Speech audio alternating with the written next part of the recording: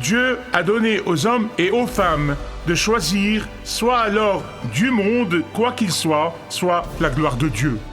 Je prie que votre cri et que le cri de votre cœur au Seigneur soit « Seigneur, j'ai désobéi assez longtemps, fortifie-moi pour que je donne mon or pour ta gloire. »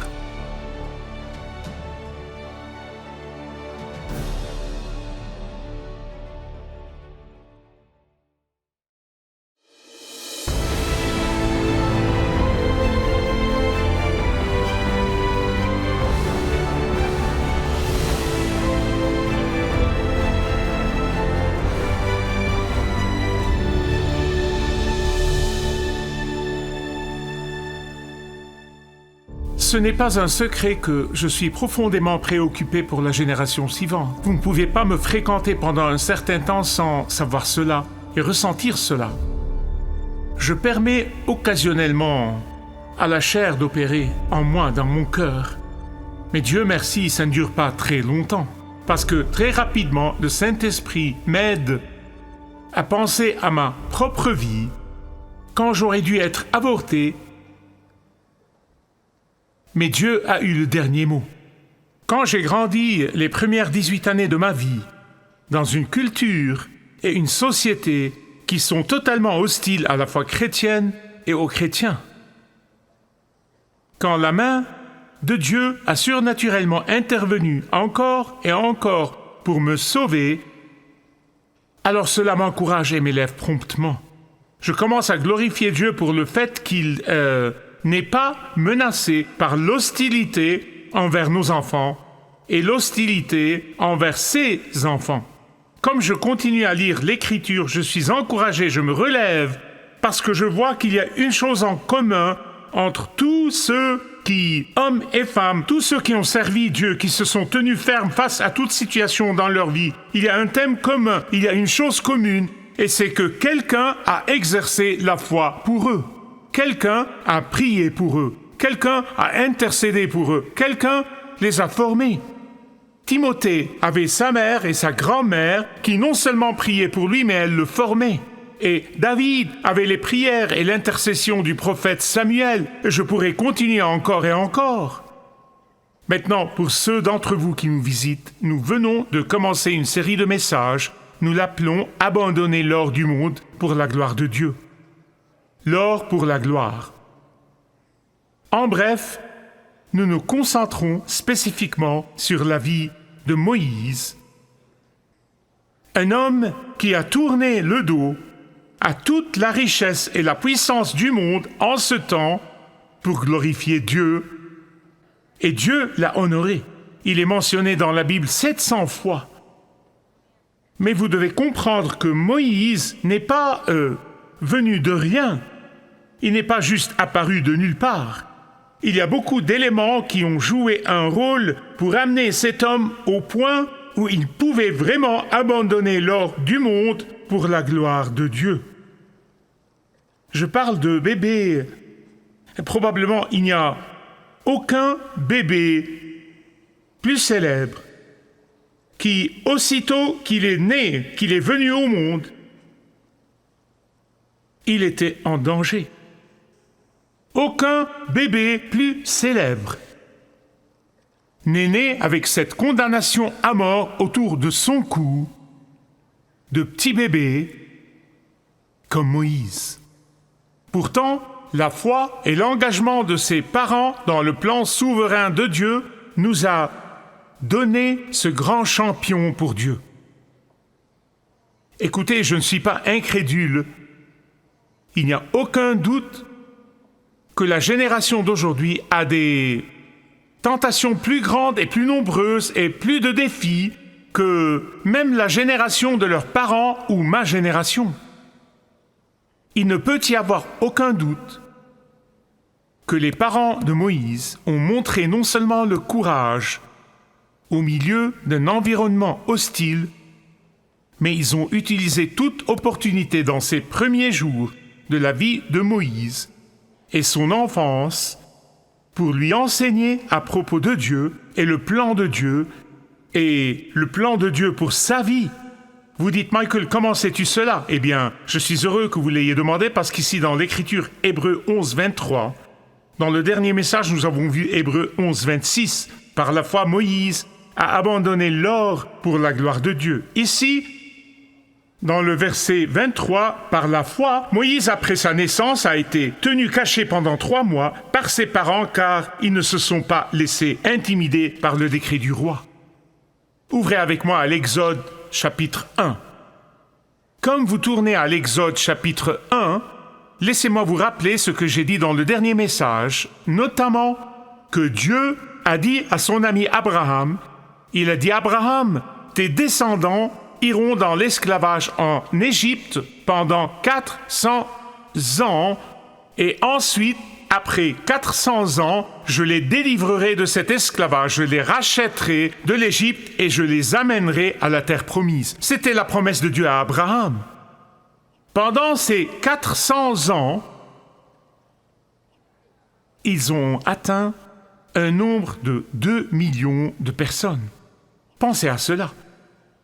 Quand nous arrivons à la partie où Moïse les a sortis d'Égypte au-delà de la mer Rouge, pensez à ce que c'est de prendre 2 millions de personnes. Mais ce qui est arrivé dans ces 400 ans avec 2 millions de personnes en Égypte, c'est devenu une nation dans une autre nation. Le nouveau pharaon qui est apparu ne savait pas ou probablement se foutait tout carrément de comment Joseph, l'Hébreu, le fils d'Israël, a sauvé l'Égypte de la mort et de la famine. Tout ce dont il pouvait penser était la menace que ces Israélites lui posaient. En fait, il avait très peur et il a projeté sa peur. Regardez ce qu'il a dit dans le verset 9, Exode 1, verset 9. Pharaon dit à son peuple, « Regardez, les Israélites sont devenus beaucoup trop nombreux pour nous. » Donc il a conçu un plan maléfique à 3 volets pour réduire la population du peuple d'Israël. Nous commençons avec ceci pour que vous vous en rappeliez. D'abord, il voulait les démoraliser. Deuxièmement, il voulait réduire leur nombre. Et troisièmement, il voulait détruire leur avenir. Regardons ce plan diabolique à 3 volets. D'abord, il voulait les démoraliser. Donc, qu'est-ce qu'il a fait? Il essayait de les crever et les fatiguer physiquement, moralement, de tous les côtés. Le moral était au plus bas. Et il les a fait travailler non seulement jusqu'aux genoux, mais jusqu'aux hanches dans la boue à faire des briques pour l'Égypte. Il essayait de les démoraliser et il pensait que plus il fait cela, moins ils auront d'enfants. Mais ça a échoué. Plus il mettait de pression sur eux, plus ils avaient des enfants. Plus il les opprimait, plus ils produisaient. Donc il essaye le deuxième plan, réduire leur nombre. Donc il commence ce qui est probablement pour la première fois dans l'histoire, l'avortement non sur demande, mais obligatoire. Obligatoire d'après le décret du dictateur centré sur lui-même. Le contrôle des naissances par le meurtre. Bien-aimés, laissez-moi vous dire quelque chose. Ceci ne peut être inventé que par le diable lui-même. L'ordre de Pharaon était clair. Tuez tous les nouveau-nés mâles. Les bébés nouveau-nés mâles. Maintenant, les parents de Moïse avaient déjà 2 enfants avant que ce décret ne soit promulgué. Ils avaient Myriam et ils avaient Aaron, le frère et la sœur de Moïse. Mais cette deuxième devise a échoué aussi. Les services sociaux de l'Égypte, les services de santé, ont promulgué un décret pour les serviteurs publics, les sages-femmes. Elles étaient des employés du gouvernement et le décret leur dit « Tuez ! Dès que les bébés naissent, si c'est un garçon, tuez-le. » Mais Dieu a donné la faveur aux Israélites aux yeux de ses employés du gouvernement, ces sages-femmes. Il leur a donné la faveur et donc elles ont laissé les garçons vivre. Ces mêmes employés publics ont risqué leur propre vie pour obéir au Dieu de puissance et de pouvoir et non à la puissance de Pharaon. Donc les sages-femmes ont laissé les garçons vivre. Finalement, le Pharaon a essayé le 3e plan. Jetez les bébés garçons, jetez-les dans le fleuve du Nil. Détruisez leur avenir. Vous voyez, ce dirigeant sans Dieu, ce Pharaon sans Dieu, il essayait en fait de faire d'une pierre 2 coups. Ce qu'il faisait était d'essayer de détruire la génération future des Israélites et en même temps d'apaiser son Dieu, le Dieu des crocodiles, en offrant ses bébés aux crocodiles. Et certains chrétiens pratiquants disent que le diable n'existe pas. Si ceci n'est pas diabolique, je ne sais pas ce qu'il est. Au milieu de cette crise sévère, mes amis bien-aimés, Moïse est né. Au milieu de cette catastrophe globale, Moïse est né. Au milieu de ces temps effrayants et terrifiants, Moïse est né. Comme je l'ai dit avant, si je me permets de me concentrer trop sur la situation dans laquelle nous vivons, je pourrais devenir découragé. Mais Dieu merci pour l'Écriture, parce qu'elle nous montre comment vivre avec courage au milieu des temps difficiles. Dieu merci pour Jochebed et Amram, les parents de Moïse, qui étaient remplis de courage divin, pas de peur au milieu de la crise. Le courage divin dit, avec le psalmiste, qui s'abrite auprès du Très-Haut, repose sous la protection du Tout-Puissant. Je dis à l'Éternel, tu es mon refuge et ma forteresse, mon Dieu en qui je me confie. Et donc Jochebed et Amram, tous deux, de la tribu de Lévi, toutes choses travaillaient contre eux. Toutes choses. Ils vivaient dans une société païenne, dans la culture païenne de l'Égypte. Mais ce n'est pas tout. Les Israélites qui ont vécu en Égypte, la grande majorité d'entre eux, étaient impactés et ils pratiquaient en fait la religion païenne tout comme les Égyptiens. Ils étaient non seulement jusqu'aux genoux dans la boue, mais ils étaient jusqu'aux genoux dans le paganisme. Ils imitaient le pays où ils vivaient. Tellement que c'était si profondément enraciné en eux que 50 ans après avoir quitté la terre de l'esclavage, l'Égypte, Josué, dans 24-14, leur a dit « Craignez l'Éternel et rejetez les dieux auxquels vos ancêtres rendaient un culte en Égypte. » 50 ans après avoir vu de leurs propres yeux le travail miraculeux de Dieu quand il a asséché la mer Rouge et il les a fait traverser et a noyé les Égyptiens. C'est autant que cela que le paganisme, la superstition, l'adoration de dieux étrangers étaient enracinés dans les pratiques des Israélites. Donc, pour les parents de Moïse, ils ne combattaient pas seulement une culture sans Dieu, l'Église était contre eux aussi, les Israélites eux-mêmes. Donc ce couple, les parents de Moïse, faisait face à de l'opposition de tous les côtés. Ce couple faisait partie du petit groupe de personnes fidèles dans l'esclavage en Égypte. Ils étaient fidèles et faisaient confiance en la promesse de Dieu à Abraham. Ils étaient fidèles dans leur désir de voir Dieu accomplir sa promesse envers Abraham. Ils étaient fidèles concernant le fait de garder la foi d'Abraham et d'Isaac et de Jacob. Que nous dit cela à propos du rôle parental aujourd'hui? Écoutez attentivement. Seul Dieu au ciel sait combien je prie pour vous. Ça nous dit que même si le monde entier devient fou, et il l'est maintenant, Dieu honorera toujours la foi d'un seul couple. Ça nous dit que même quand les églises abandonnent l'évangile et la parole de Dieu, Dieu honorera le restant fidèle du peuple. Ça nous dit que même quand d'autres chrétiens pratiquants sont ensorcelés par cette révolution sexuelle moderne, Dieu soutiendra ceux qui se tiennent fermes pour lui. Hébreux 11, 23 de nouveau. Par la foi, les parents de Moïse l'ont tenu caché pendant 3 mois. Pourquoi? Ils savaient qu'ils pouvaient faire confiance en Dieu. Au milieu de cette situation incroyablement sombre, c'est incroyable, j'aimerais que vous visualisiez cela avec moi. Dieu leur a donné cette foi. Ne faites pas d'erreur à ce sujet, Dieu vous donnera la foi si vous la demandez. C'était Dieu qui leur a donné cette foi, il leur a donné la foi de se tenir ferme face aux lois impies de ce jour, de se tenir ferme face à la tyrannie du gouvernement de ce temps, de se tenir contre les puissances maléfiques, de se tenir ferme contre la législation maléfique.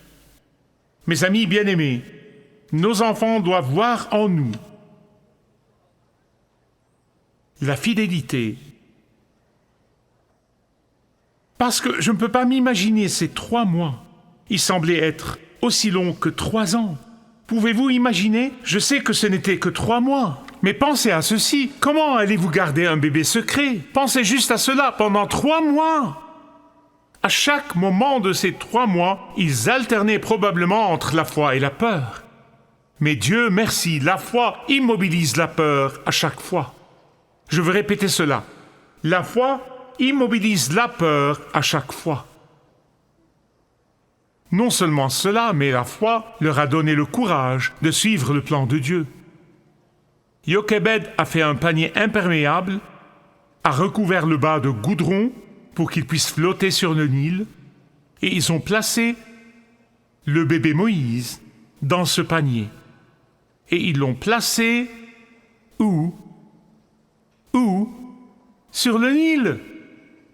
Le Nil,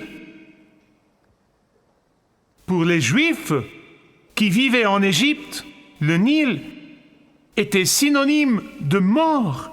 Pharaon jetait des bébés dans ce Nil.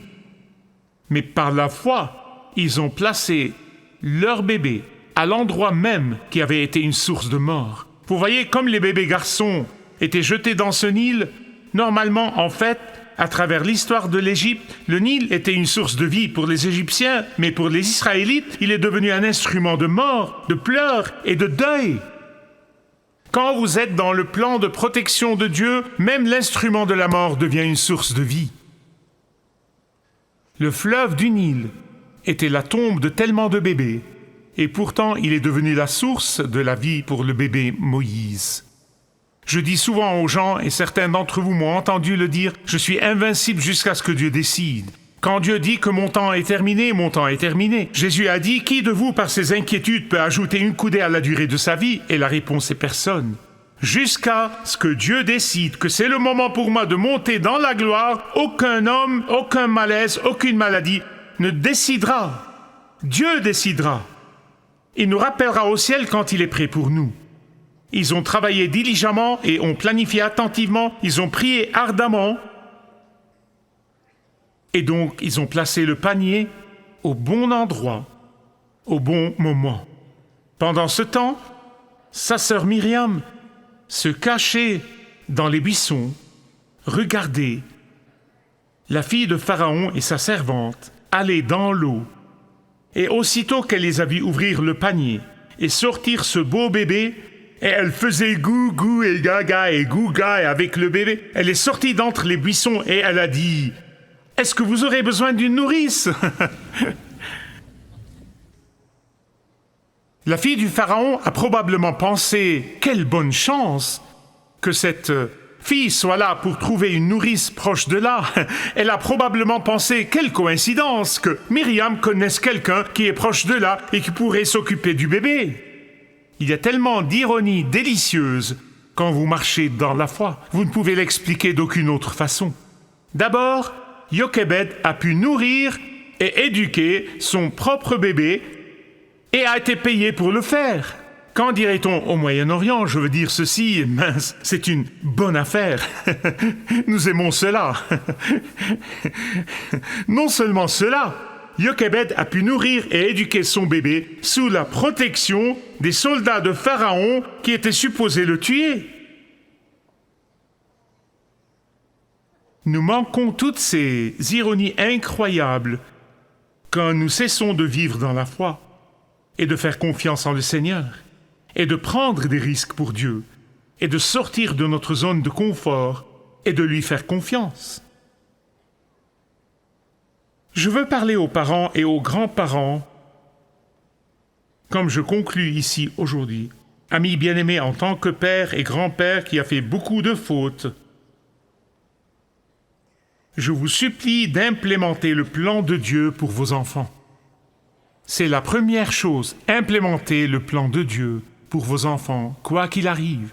Toutes les distractions du monde ne devraient pas vous arrêter d'accomplir l'implémentation du plan de Dieu pour eux. Deuxièmement, pratiquez votre foi sans avoir honte et ouvertement devant eux pour qu'ils voient, vous montrer l'exemple, pour qu'ils voient en vous et pour qu'ils grandissent et le pratiquent. Car vous et moi, nous savons que l'exemple est de loin plus puissant que tous les mots qui pourraient être dits. Et troisièmement, unissez-vous avec d'autres croyants dans votre marche dans la foi. Aucun croyant ne devrait marcher seul parce que je peux vous dire que c'est exactement ce que le diable aime. Ne marchez pas seul, tenez les mains ensemble. Le nom Moïse veut dire celui qui est sauvé des eaux et celui qui est arraché. C'est ce que Moïse veut dire littéralement. Et tout croyant en Jésus-Christ, écoutez-moi, tout croyant en Jésus-Christ est arraché. Tout croyant en Jésus-Christ est arraché d'entre ceux qui sont perdus et ceux qui périssent. Nous sommes arrachés des griffes du péché et de la mort et de Satan. Nous sommes arrachés de l'enfer et d'Hadès. Donc vivons d'après cela. Vivons d'après cela. Le moment où vous prenez votre salut pour acquis et vous vous dites « Oh oui, oui, oui, je suis sauvé, et alors ?» C'est là le moment où vous avez des problèmes. Parce que Dieu nous a arrachés du péché et de la mort. Nous devons nous poser la question « Je fais cela régulièrement, croyez-moi. » Pourquoi m'a-t-il arraché du péché et de la mort? Pourquoi m'a-t-il sauvé? Et la réponse retentit dans mon cœur à chaque fois pour que je puisse passer chaque moment de ma vie à glorifier son nom. Et cela s'applique à vous, tout le monde, que vous soyez jeune ou vieux, ça n'a rien à voir avec l'âge. Dieu vous a sauvé pour que vous puissiez vivre pour sa gloire. Que ferez-vous à ce sujet? J'espère que cette question restera avec vous longtemps après que vous y aurez répondu. Mais il pourrait y avoir quelqu'un ici aujourd'hui qui dit « Michael, je n'ai vraiment jamais abandonné ma vie à Jésus-Christ. Je cherche toujours et j'essaye toujours dur et j'essaye de trouver mon chemin. Aujourd'hui, votre recherche pourrait être terminée. Venez à Jésus. Il est mort pour vous et ses bras sont ouverts. Vous savez, vous n'êtes pas ici par accident. Vous aviez un rendez-vous divin pour venir et écouter la parole de Dieu. Et donc, si vous n'avez jamais donné votre vie à Jésus-Christ, vous n'avez jamais fait l'expérience de l'amour incroyable et du pardon des péchés et de l'affirmation et de l'assurance de la vie éternelle, vous pouvez le faire aujourd'hui. Amen.